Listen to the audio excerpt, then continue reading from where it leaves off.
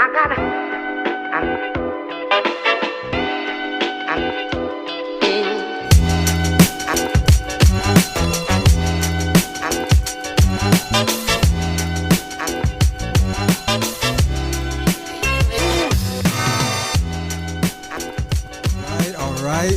back with another episode. Welcome to the show.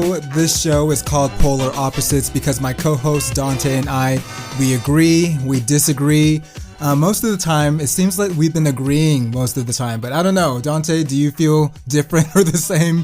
I think that's called growth. You know, I don't know. No, we agree sometimes, we disagree sometimes. It's really about the topic. I think one of the things that people might appreciate about this show is that, you know, if you're passionate about something, you're not going back down, and there ain't no back down in me. So if I'm passionate about it and I believe in what I'm saying, then I'm not backing down on it. I'm going to get my point across. If we disagree, great. Point of the show. We're just going to disagree and move on. Exactly.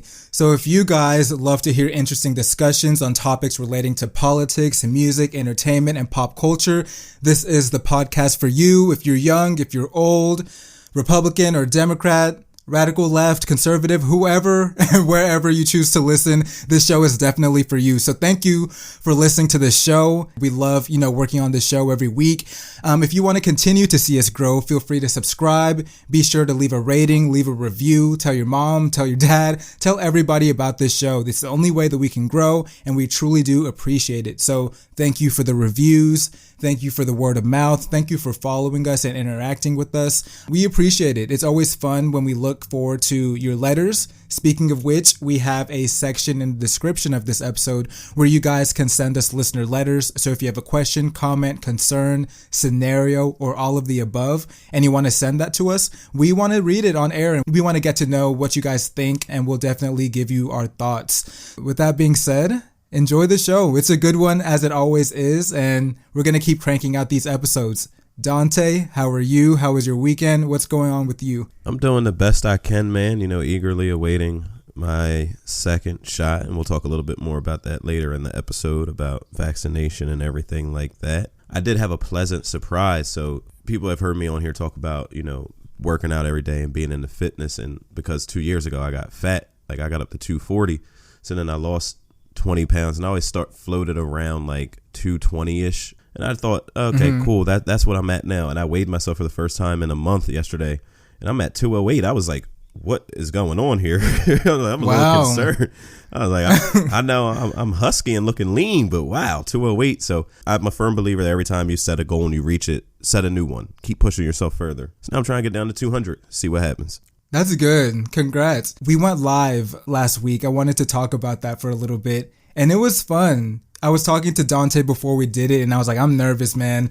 Doing a live and putting yourself out there, it's kind of like throwing a party and sending out RSVPs, and nobody has told you whether or not they're coming or not. The drinks have been purchased, the balloons have been blown up, the drinks are there, the food is there, but nobody has confirmed if they're coming or not. So I was nervous beforehand, but it turned out, better than I thought it would turn out. It was fun. You guys came in with questions. It was good to interact with you guys and answer your questions, and the banter in the comments was great. It's tough because after the lives I save it, but I'm not able to go back and look at everybody's comments. So I really wish I could see all the stuff that I missed, because so many comments would go by and it's impossible to read them all and give thought to each answer that we give on the live. But it was fun. I had a good time, and we said that if it's good, we're gonna do it again, and it's pointing up. We're gonna do it again at some point, so y'all stay tuned for that. But that was, I guess, the highlight for last week, because we actually did the live as soon as we recorded last week's episode. So, it's something to look forward to maybe at the end of each month, but it was fun. So thank you guys if you joined for joining, I guess. I had a really good time, and it was great to see, all of our listeners of different backgrounds just interacting, and we were having very thought-provoking and engaging conversation. And then, the people just stopping by and showing love, like that was great too. We had almost 100 people interact with us that day. So it was great. We'll do another one. Maybe we won't do it right after we record one day, because that's a long night for the both of us. It is. It really is. I was tired, y'all. Me too. Y'all saw I left and came back like Jordan. I was like, I ain't gonna let him do it by himself. I ain't gonna let him finish by himself. But I really had to pee, so I had to get out of there for a second. You could have like left your phone just propped up and then went to the bathroom and then just came back. These are lessons in growth that we're learning. Didn't think about it at the time. But yeah, it's all good. You live and you learn, right? Exactly. But no, I appreciate everybody. It was great. It was a good time. It was a really good time. Okay. So, listener letters, like we teased previously, we have a method for you guys to send in questions. Feel free to send it our way.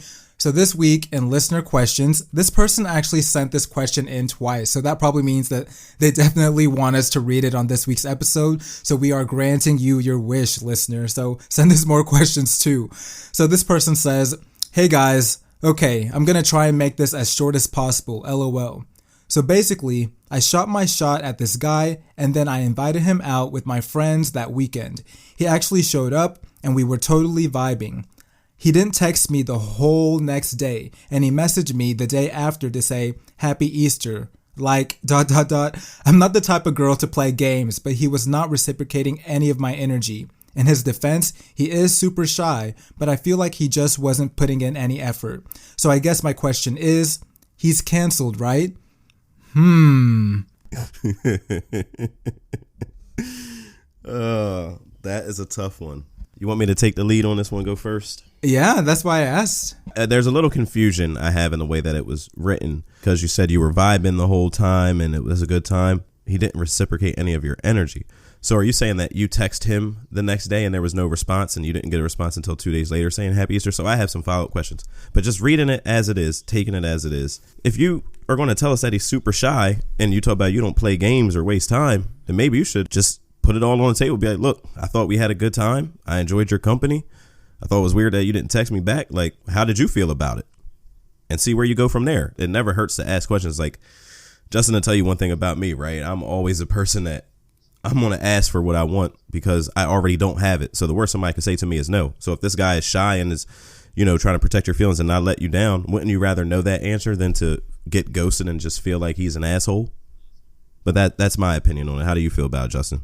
I think that everybody communicates differently. I'm always somebody that goes with their gut feeling because I'm always right most of the time. Like I said, or like you said that he's shy. So maybe texting is not his thing. I feel like if you were vibing so much and you feel comfortable enough, FaceTime. Why do people continue to text? I think texting is so boring. FaceTime, like see each other face to face. If he's shy and doesn't know what to say through text, FaceTime that way and see each other, or plan out your next move or when you're gonna, see each other next. I'm not one to play games either. I feel like if you feel a connection, exploit the connection and see if there's something more there. She said that he took a whole day after the date to message her, and he messaged her Happy Easter and nothing else. I don't know. He could be a friendly person, and even though you might be vibing with him, he might have not been feeling the same way, and that's okay. I think that if that's the case, maybe his way of being nice and maintaining the friendship is by keeping you at a friendly distance without giving you the complete cold shoulder, because then I would think that you have the range to say that this guy is an asshole or whatever. But that's not the case. So there's no harm in reaching out again and seeing what he has to say. And then if he doesn't reach out the way you want to, there's plenty of fish in the sea, and you can find somebody that reciprocates the energy that you bring. The Happy Easter text is hella weird. The more I think about it, like that's the first thing you're gonna say. Like, you didn't tell us this, and I'm not gonna assume anything about you. But y'all go on a date, and then you don't hear from him for 2 days. God forbid if y'all have sex, you might not hear from him for a month, and they'll be like, "Hey, Happy Earth Day."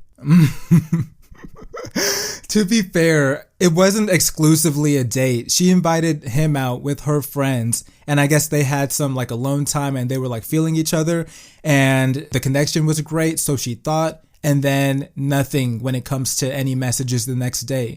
I do think that's kind of weird, because if he felt the same way, he would reach out and tell you how much of a great time that he had, and he didn't do that. Instead, he waited the very next day and then wished you Happy Easter and then nothing else. That's weird. That is killing me.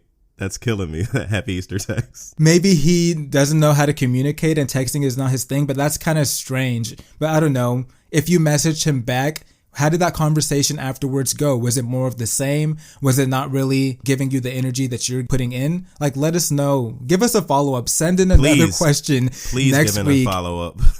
Give us all the details, tell us everything, and we'll be better able to answer your question when we have more details. So that goes for anybody sending us stuff. The more details that you put into the letter, the better your response will be from us, because the more we know, the more we can tell you, you know? Oh, and yeah, anybody write in a follow-up question. And to you specifically who asked this question, write in your follow-up so we can have more details to give you more advice and share it with, this community here. Also tell you this guy you went on that date with about the podcast, have him listen, and he can send in a question and we could give both of y'all anonymous answers. If he can't communicate with you through text the way you want, maybe he can communicate with us via an anonymous link. Hey, and we call that a shameless plug, everybody. Ladies and gentlemen, a shameless plug. But yeah, I think that's great advice. So hopefully we were able to somewhat give you some advice on this. Obviously, it's not a perfect answer because we don't know all the details, but definitely hit us up next week and we'll definitely be sure to answer your question. So we normally do 2 questions each week, but this week we want to keep it to 1 just because we have a lot to talk about on this episode. So y'all, we have seen your responses. We're not ignoring you. We will get to every single question that y'all wrote in because if you spent the time to write the question, we want to spend the time to make sure it's heard on the show. So don't feel afraid to reach out. That's a fact. We were not ignoring you. All right. So with that being said, let's transition into Off My Chest. Justin's gotta get off his chest. Dante has got to get off his chest. Justin and Dante gotta get it off their chest. All right. Thank you, Julia. So this week in Off My Chest, I'm all about the energy that you put in versus the energy that you get out. So that goes with communication. I'm really big on communication. Today, actually, I went to go pick up a camera at Best Buy before we started recording. And, the people there were really friendly. They had some good customer service. And that makes a huge difference because if you're nice to somebody, they're going to be nice in return. I find it hard to believe that you can be nice to somebody and then they're rude back to you. I feel like the world doesn't work like that. People are weird. I know that. But most people, they'll reciprocate the energy that you give them. So I think that this is a lesson for everybody. It was definitely continues to be a lesson for me. The world is already so dark and gloomy already. The best thing that you can do is be a light in somebody else's life. And I know that's dramatic to say and everybody's like, oh my God, rolling their eyes, Justin, shut up. But it's really true. It's really true. You don't know how much a smile might mean a lot. The little things I think a lot of people appreciate. So if you can just be friendly and be a good person, that goes a long way. Do a random act of kindness to somebody. Tip somebody. Actually, don't do that because I don't believe in that. Capitalism will not kill me. But, just be nice to somebody. A nice gesture goes a long way. So that's what I needed to get off my chest this week. Thank you for that. I truly do believe in random acts of kindness and paying it forward. A little gesture to you might mean the world to somebody. If somebody's having a bad day and you do something little to make them smile, you just change the course of their day. And it could have a profound impact. So thank you for that. Of course. So with that being said, Dante, did you have anything to get off your chest this week? I'm going to double down on your off my chest. Yeah, I didn't have anything that rose to the level of needing to get off my chest this week. I lost some weight. I'm feeling good. So with that being said, we always want to give some positivity because sometimes the world can be doom and gloom. So in keeping with what we've continued to do on this show, we have a good news story of the week. So what is that, Dante? All right. My home state. Shout out to New Jersey. An NJ town raises nearly $2,000 for a server after diners leave no tip and a rude note. A restaurant server in Morristown, New Jersey, has been given nearly $2,000 in donations after a customer didn't leave a tip and complained about the establishment's COVID-19 policies. So that's enough information to give you guys that the patrons there were complaining to their waitress, who has no say over this, about the capacities and timing restrictions, how long you're allowed to be in the restaurant because of COVID-19. So they decided to take that out on their waitress and write a rude note to her and didn't leave a tip. Once this became known and went viral, people out of the kindness of their heart started donating money to this waitress to make up for those people being rude to her. And I know you mentioned earlier, I think it's perfect that you mentioned earlier about tipping and everything and how capitalism won't kill you. So what do you think about this? What are your thoughts on this good news story? I think that that's great that they're helping somebody out, but I'll continue to be the person that says capitalism won't kill me. And I don't think it should be killing any of us either. I think that tipping is still something that remains very strange to me. Americans have accepted it as the American way, and it's just strange how we're all like, yep, it's something we're supposed to do without questioning why that is the case. Whenever you go to a restaurant, what you're paying for is your meal, and that should be it. If there are people there serving you, those people should be paid a livable wage. That's how it should be.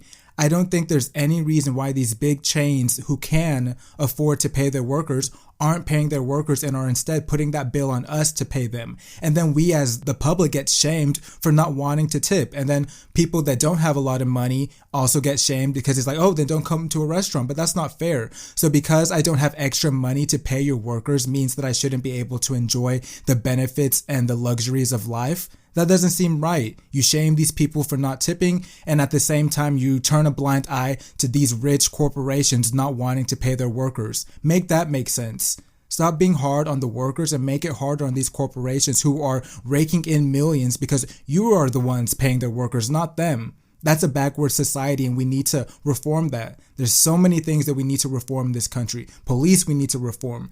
Institutions like capitalism and tipping, we need to reform and take a second look at. I always tell you guys to question your surroundings.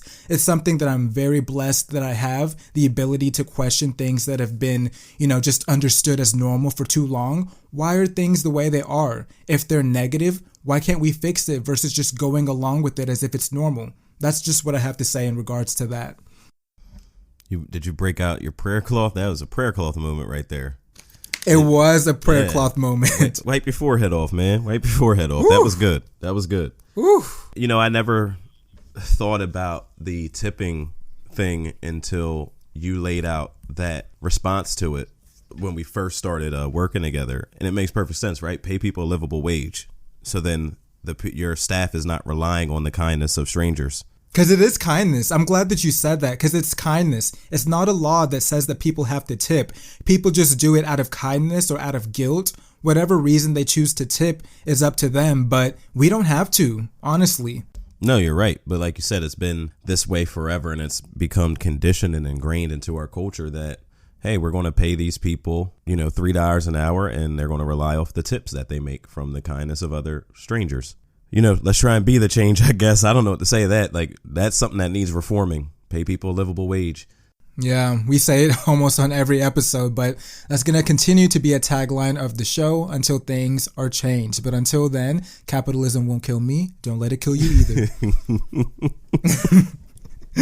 So, what's our first story of the week, Dante?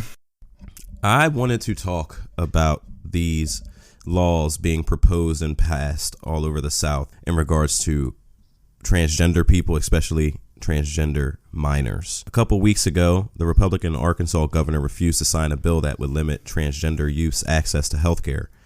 At the time, he said this is a major overreach of the government into the lives of everyday Americans, and I won't sign it. The Republican government in place there overrode him and signed it into law. North Carolina is now proposing the most oppressive set of laws targeting transgender people that we've seen so far. And in Florida, the governor just introduced laws restricting trans kids from playing sports, and if someone is suspected of being trans, would be subject to genital inspections. I can't make that part up. I can't make that part up. Maybe Matt Gaetz was behind this bill or had some input on it since he allegedly likes underage girls, but that's besides the point. And I did say allegedly, so you can't come for me. I think we now have our new Roe v. Wade. This is what's going to end up going to the Supreme Court and being decided there, laws of this nature. But to me, it's very rich that the party that pushed the idea of saving kids from molesters is now wanting to validate their gender by inspecting their genitals. So that's the first news story this week, Justin. I didn't know that was included in the bill. I didn't see anywhere about like inspections and stuff like that to see whether or not somebody is male or female. I think that's, going a bit too far. What I have to say in regard to transgenders in general is that, I don't even know if I should say transgender people in general, is that this is kind of like an uncomfortable issue for both sides, whether you're on the left or whether you're on the right. And I think what the right is doing is that they're trying to paint this as the one issue that the left is super passionate about and their one thing that they want to, die on a hill about. And that's not true. We don't know everything. And we don't have the answers to everything. At the same time, I feel like this is an issue that everybody's still trying to grasp because we don't know what the best thing to do is in regards to letting somebody play according to the gender that they align with. I'm not going to pretend to know the answers either. I will say, though, that I have not read all the literature about hormones and whether or not taking hormones will, balance out the playing field a little bit, because everybody knows on its surface, men, have higher testosterone levels, and it's just different when competing competitively against women. So there's an imbalance there. At the same time, I don't know what the right thing to do is. These people want to play sports. So how do you go about allowing them to play sports, but making it fair for everybody? Some people have suggested them having their own leagues, but I feel like that's kind of not great because I don't think there would be enough of them to even have a team, but you never know. It's definitely complicated, and I'm not going to pretend to have all the answers, but I will say being subject to genital checks and all that stuff is too much. What do you think should be done with, trans students wanting to play sports according to their gender? Should they be allowed to? Is that a question for our listeners or for me? Because I'm at the same place that you are, right? Like, this is new. So I think it should be dealt with the most sense and compassion that could be offered at this time. But I don't have an answer for that or what it is. I think that you shouldn't hold these kids back from playing sports. But like you said, how do we determine where you play? Or I guess, the organization or the group that you play with? That's the hard question. And I don't think it's something that should be decided overnight or a rush judgment, but I think something should be done because they deserve to be able to explore their passions and play the sports that they want to play. I think it's all in the interest of fairness as well. I would hope that most people aren't looking at it in a discriminatory way. It's like, oh, you're biologically this. Nope, you can't play with us. It's like, how can we level the playing field and make it easier and fair for everybody? Because that's the most important thing. Imagine training so hard and then somebody else has a competitive advantage. You wouldn't like that. So we have to make sure that everybody is treated fairly and treated with respect. You can have a stance. Nobody's saying you can't have a stance, but if you are, going after these people and targeting them and harming them, I think that that's when you've overstepped your bounds.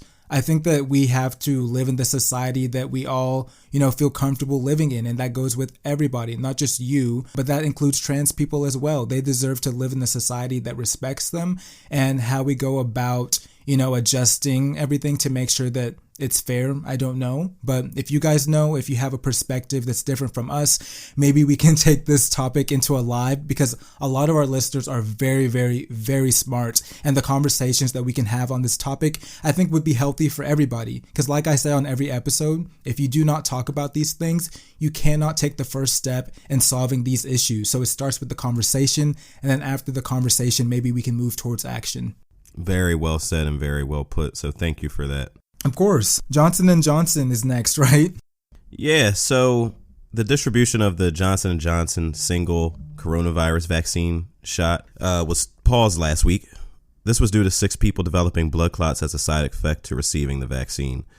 Now, we have conspiracy Twitter and people saying, see, you shouldn't get the vaccine. We told you so, et cetera, et cetera. And I pride myself and pride this podcast on being a podcast based on facts. Okay, let's hit you with some facts and some numbers. And this isn't fake news. 6 people out of almost 7 million people that got the shot developed blood clots. That's 0.00088% of people total that were vaccinated. And to put that in perspective, ladies, birth control pills, you have a 0.05% to 12% chance of developing blood clots out of 1 million patients. Cigarette smokers, 18% chance of developing blood clots out of 1 million cases smokers, right? And the actual coronavirus infection, 16.5% out of 1 million developed blood clots. So I love this. So 6 people get blood clots and it automatically validates your dumbass conspiracy theories. But 3,000 people were dying a day. And he said, oh, it's not that serious. It's like the flu. It's like the cold. Selective outrage and selective use of data is a dangerous thing, and I refuse to acknowledge bad faith arguments. What are your thoughts, Justin? Well, you said you got your first dose of your vaccination, right? Yes, I got Pfizer. Would you be down to get a Johnson & Johnson vaccine had you not gotten Pfizer? I did my research on the ones that we have available, Johnson & Johnson, Moderna, and Pfizer. And from everything I saw, Pfizer seems like the one with the best results that we've studied so far. So I was going to try and hold out and reschedule myself until I could get Pfizer. So you chose, like, in a way, you made the decision to not go with Johnson & Johnson. Yes. Like, if, let's say, the place that you got it at, they didn't have Pfizer or Moderna, they had Johnson & Johnson. Would you get the Johnson & Johnson vaccine? No, I was going to get Pfizer. I made up my mind once I scheduled that I was getting Pfizer. No, I'm saying, I'm giving you a hypothetical. If those two, Moderna or Pfizer, were not available and only Johnson & Johnson was available, would you get Johnson & Johnson? Yeah, I wouldn't have an issue with it. Okay, Here's the thing. That's all I needed to say. Here's the thing. We're talking 0.00088%. Like, I've done a lot more things that have risked my life, you know what I mean, than taking a coronavirus vaccine, that there's a 0.00088% chance of me developing a blood clot. We're talking 6 people out of 7 million. I like those odds because, like I said, when 3,000 people were dying a day, motherfuckers didn't want to put on a mask and stay 6 feet apart from their nasty ass friends. I mean, you have a point. I think that it's just annoying because the people that want to believe in conspiracies will use this as validation that vaccines make you crazy or give you rashes or cause infertility. All the stuff that they believe, they feel validated because 6 people out of the millions that have taken the Johnson & Johnson vaccine came down with those unfortunate, symptoms. But at the same time, it's only 6 people out of millions. And I feel like people shouldn't feel panicked, but because of how the news is and how they sensationalize everything, they're like, oh my God, side effects of Johnson & Johnson. So now it makes me sad because there was people that were signed up to get a vaccine and maybe it wasn't Johnson & Johnson and it was Moderna or Pfizer. And they're like, you know what? I don't have to get this vaccine. Why don't we wait a little bit and wait for more results to come in? That's what I'm, mad about because there's probably a lot of people that were on the wait list to, get the vaccine and a lot of people have dropped off. I saw some reports saying that is true, that is the case. That is definitely those people's choice. It doesn't help that, it gets spun and put out there like it's a death shot that people are getting. I can't emphasize it to you enough. 6 out of 7 million. The chances of you have a better chance of winning the lottery, but to each his own. But I'm not, I'm not getting into the disinformation tank and squabbling with those people. I'm not either. I don't have the time or energy for it. It makes me tired just even talking about this. But, y'all, I'm getting my vaccine next Sunday. So if I have any side effects or anything, I'll let y'all know. Y'all will be the first to know about my experience getting the vaccine. But I'm excited. The closer we get to all getting it, herd immunity will be here and we'll go back to a sense of normalcy, whatever that's supposed to mean. But, Facts. I'm happy, I'm ready, and hopefully you guys out there have already gotten it or you will receive it soon. So keep us updated. If you got your vaccine, hit us up in the anonymous thing and let us know if you had any side effects or what your experience was with the vaccine. We'd love to know. Yeah, I get my second dose next Thursday. So, ooh. Yeah, I'll be able to tell y'all how. We'll both be able to on a following episode to tell you how we're feeling and what's going on. Exactly. So. It's exciting. I'm so happy that, we're even in a position to get vaccinated. Think of how privileged we are to have access to vaccines, but choose not to get a vaccine. Anybody that says that you're privileged, check your privilege if that's the case. There's countries out there that are dying, wishing that they had a vaccine, and there's people out here with all the access that we have choosing not to get vaccinated when it's a good thing for not only yourself, but for the whole population. But we still get vaccinated for polio. You know how big of a thing polio was back in the day? And if you read the side effects of polio, besides it putting you in a wheelchair and making you paraplegic, it had the same sort of symptoms as coronavirus, and they took it very serious back in the day. The president had polio. And we still get those shots. So I just don't understand how we're at a place today where this becomes a political thing of, oh man, if you believe in this, you're on this side. And if you don't believe in it, you're on this side. Like, no, it's humankind, man. Listen, if you think that over 550,000 people dead is, a common flu or something that's just going to happen anyway, then I have to, and I don't like casting dispersions on people, but I have to think that you're kind of a fucking idiot.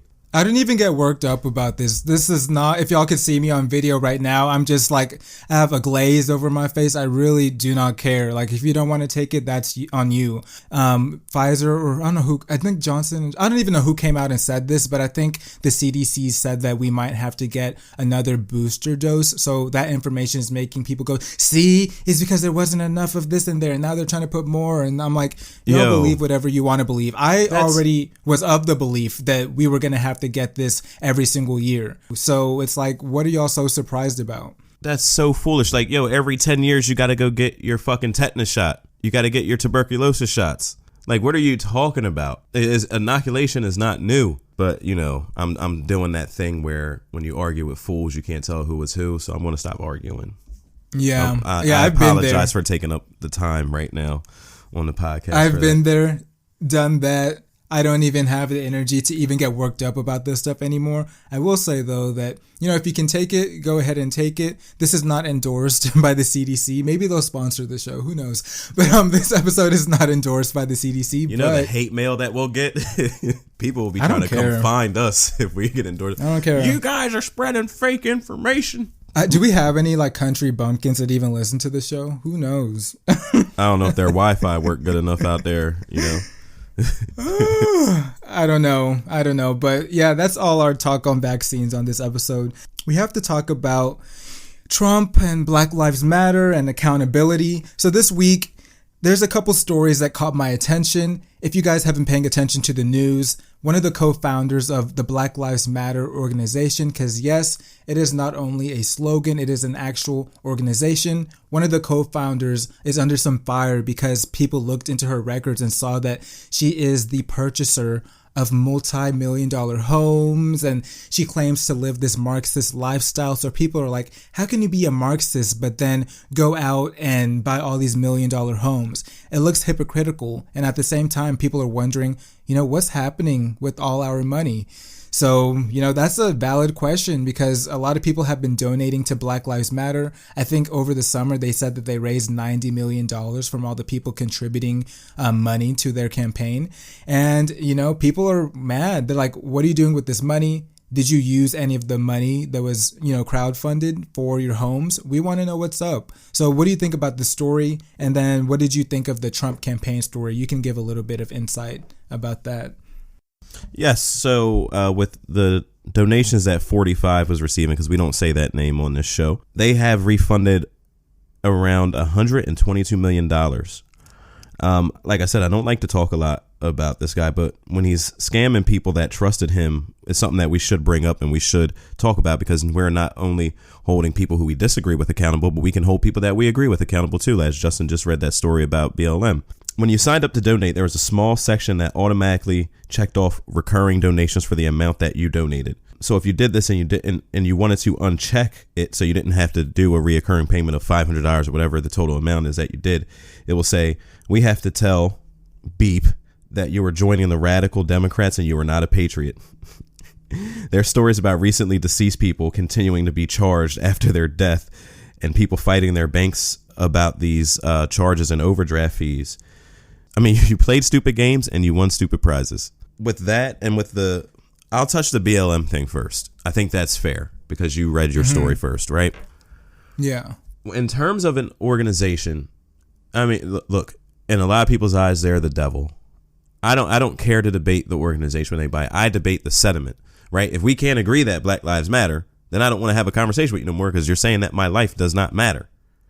I'm not talking about the statement being tied to an organization. And that's kind of where I'll stop and let you get back in there. I just think that when it comes to charitable organizations or organizations that say they're going to use the money for good, there has to be a level of transparency there.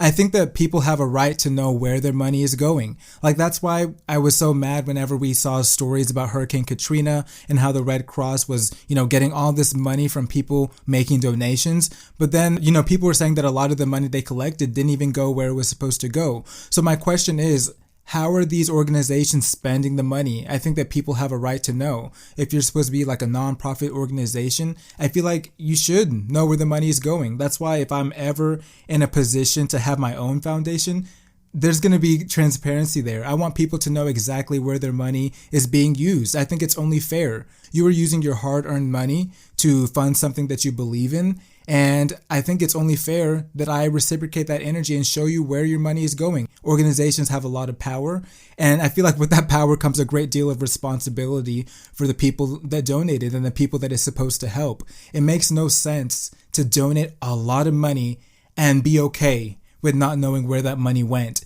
That's weird. Everybody should be curious, where's all that money going? And most importantly, how is it being spent? Is it going to the salaries of these people so they can buy multi-million-dollar homes? Is it going to actual organizations that fight for justice for everybody?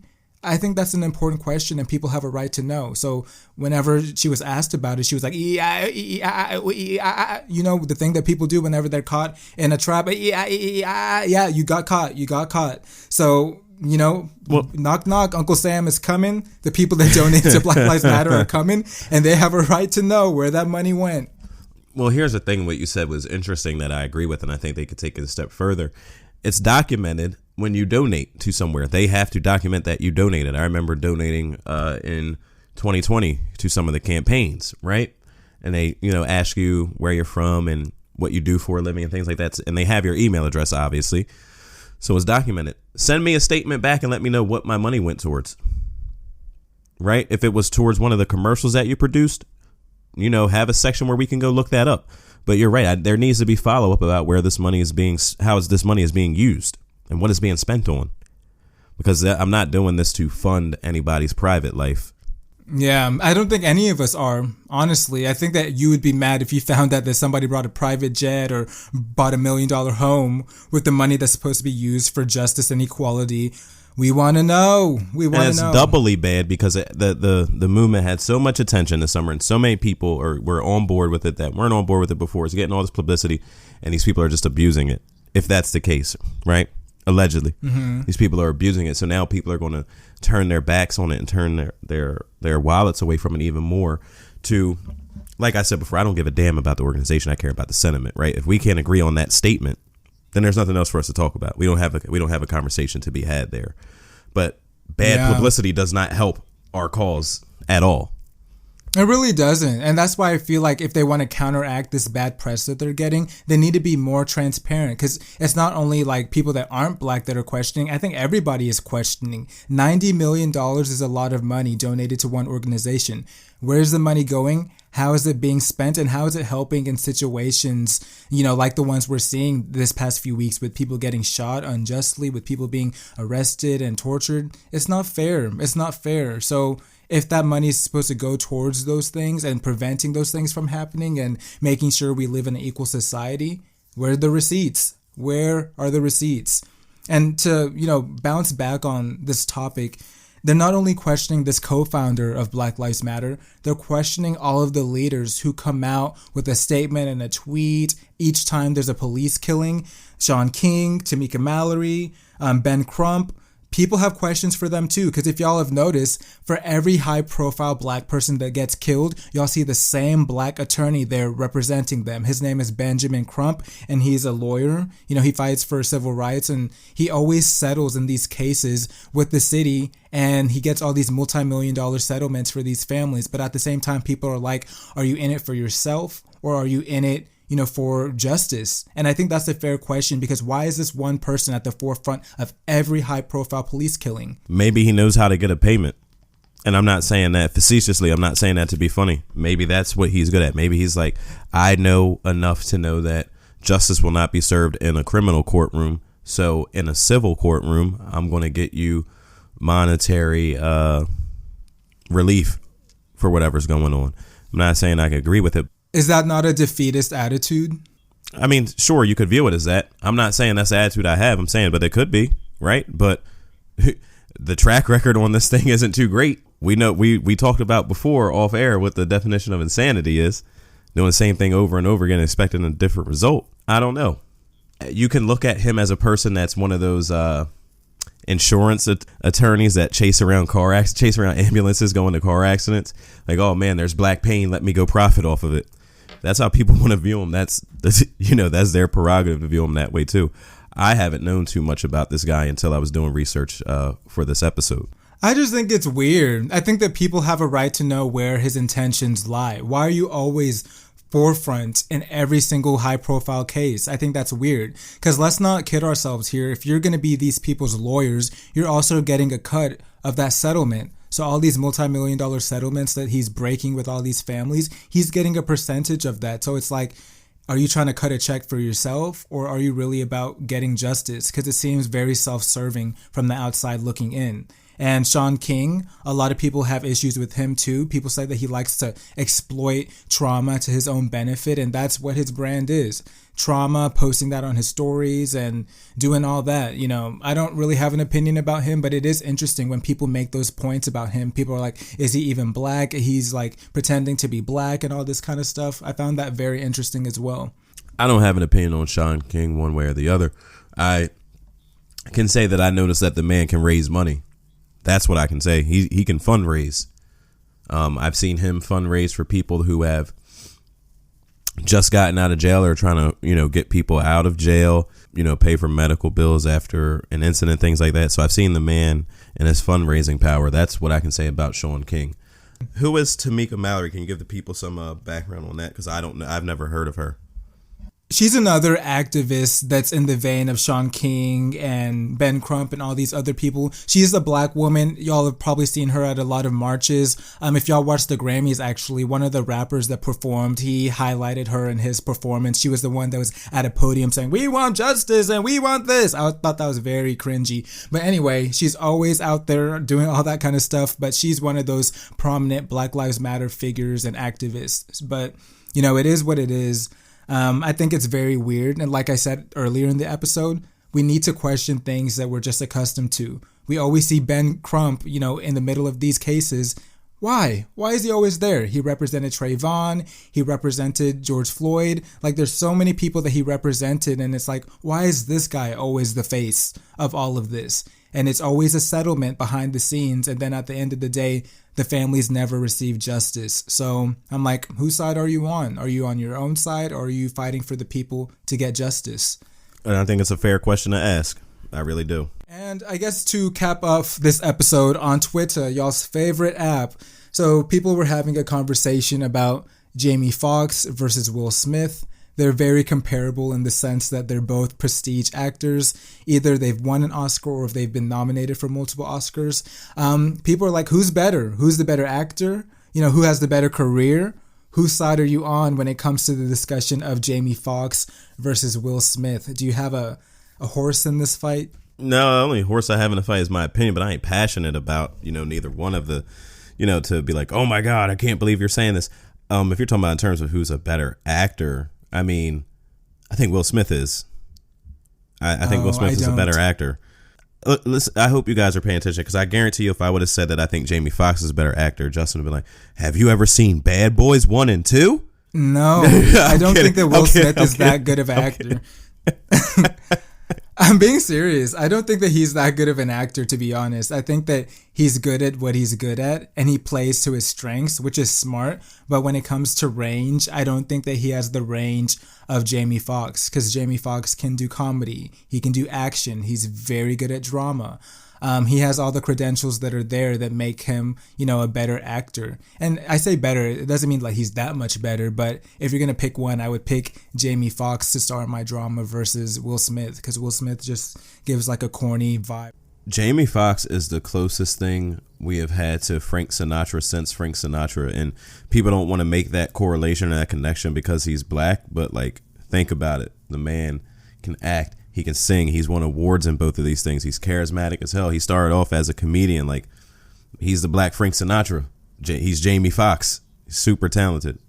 And like you said, he has the range and he could do whatever he wants to do. But I think that's an interesting, face off of two people and ranking, their careers and movies and stuff against each other. So you're saying the best Jamie Foxx performance is usually better than the best Will Smith performance? I guess so. It's hard to compare. I'm just talking about skills, because people can argue that Will Smith has better movies, and maybe I would give that to him. But overall, when it comes to skills and what they're capable of, I feel like Jamie Foxx has more range, because You know, when it comes to movies, I feel like nobody can really touch Will Smith because he was the top actor for a period of time. And I don't think that anybody can say that Jamie Foxx was the top actor for a period of time. Jamie Foxx does have an Oscar, though, and Will Smith doesn't have an Oscar. That's a fact.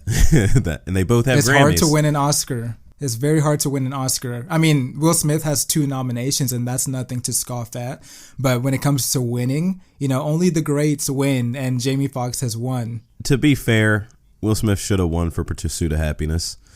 And I don't think so. And the year that Jamie Foxx won, he got a bump and a boost from Ray Charles dying because that award should have went to Don Cheadle. But I digress.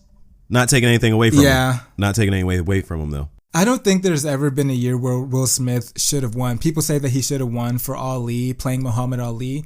I was like, I don't know. I mean, that was a great performance. I feel like that was maybe a better performance than Pursuit of Happiness. But one thing that I can't lie about when it comes to Will Smith is that whenever I see him in any movie, I see Will Smith. I don't see an actor. Whether that's 7 Pounds, I Am Legend, it's Will Smith playing an action person. It's Will Smith playing some person. Like, that's an amazing point. He doesn't disappear into his roles. Yeah, you know what? The same argument I have with Michael B. Jordan, too. That is an amazing point that you just made. I never thought about that. Yeah, every time I see him, it's no different than looking at Will in Fresh Prince versus Will in Bad Boys. Like, he's always Will Smith. That is, man, you just won me over there. That's good. Yeah. That's good. Because if you look at Jamie Foxx and what he did in his Oscar-winning performance for Ray, he disappeared completely into that role. He really did. And he does that in a lot of movies. He's in Dreamgirls. He disappears into that role. Like, he's great. Like, what Jamie Foxx did in Dreamgirls, Will Smith could not do. Like, I don't know if it's his charisma and how corny he can be in real life. He wouldn't disappear into this role. He would take me out of the film. I'd be like, okay, that's Will Smith playing a singer in the 60s. Like, he doesn't disappear. He's playing Serena Williams' father in an upcoming movie called King Richard. And I think that movie's probably going to be a mess because they should have cast a dark-skinned actor to play that instead of putting Will Smith in blackface for that. That bothers me so much. It really does. When people, instead of casting a dark-skinned actor or actress, will put somebody that's light-skinned there and then put them in darker makeup. I feel like that's insulting. Like they did with Zoe Saldana in the Nina Simone movie. Exactly. Not okay. They even did it with Will Smith in Concussion. That person that he's portraying is a dark-skinned Nigerian doctor, and they put Will Smith in dark makeup. Tell the truth. And that was horrible. And then he had the nerve to complain about not winning or getting nominated for an Oscar for that role. It wasn't good. I'd rather, honestly, have you just not, if you're going to still choose that person, right? Let's say it's a dark-skinned person in real life, but you hired a person whose skin is lighter for the role. I'd rather you just totally ignore the fact. If your heart's set on hiring that person, just ignore the fact that their skin's darker and just go with it. Don't darken their skin, because that is insulting. Yeah. Because imagine for Fred Hampton when Daniel Kaluuya got that role. Fred Hampton is a couple, maybe 3 shades lighter than Daniel Kaluuya, but they didn't feel the need to give him light makeup.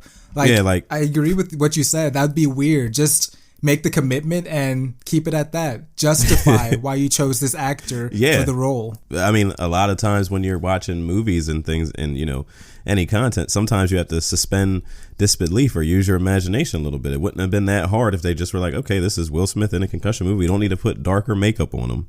Just let him be. Let him act. Mm-hmm. I mean, Will Smith is not a bad actor. I just don't think that he's like great. His likableness is great, or his likability is great. But overall, when it comes to skill, I don't think anybody's like, Will Smith is like top 5 greatest actor of all time, because he's not in my top 5. He's not even in my top 10, to be honest. Let the people hear your top 5 then. My top 5 actors, obviously you have to put Denzel in there.